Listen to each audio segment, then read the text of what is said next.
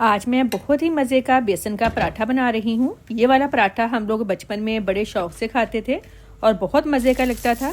Channel पर अगर नए हैं तो चैनल को सब्सक्राइब कर दें। वीडियो पसंद आए लाइक और शेयर लाजमी कीजिएगा। गंदम के आटे का पेड़ा बना लें। पेड़ा आपने उसी साइज़ का बनाना है जो नॉर्मल रोटी बनाने के लिए पेड़ा लेते हैं। बेल लेंगे। कमेंट करके लाजमी बताएं किस कंट्री से मेरी वीडियो देख रहे हैं।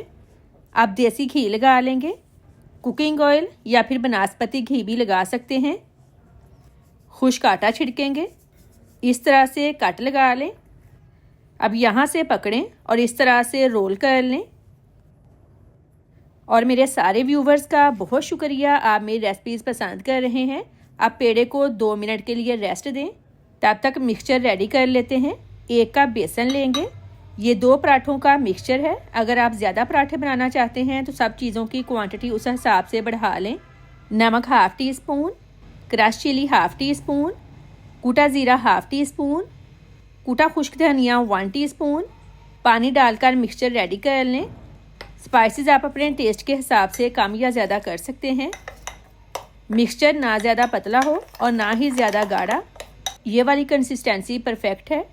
1 कप पानी लिया था, इतना यूज़ हुआ है। बारीक कटी प्याज, आप प्याज को चॉप भी कर सकते हैं। बारीक कटा टमाटर, 2 सब्ज़ मिर्चें कटी हुई, हस्बे ज़रूरत फ्रेश धनिया बेसन में डालकर मिक्स कर लें।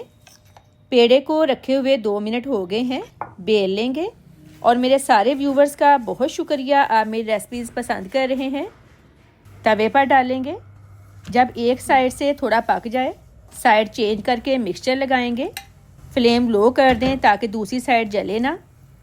ऊपर से फ़ौरन ड्राई हो जाएगा क्योंकि बेसन पतला रखा है। दूसरी साइड पर देसी घी लगाकर साइड चेंज करके पका लें।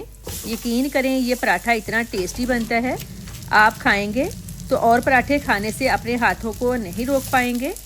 लो फ्लेम पर पकाएंगे ताकि बेसन कच्चा ना रहे। लें जी, पराठा रेडी है।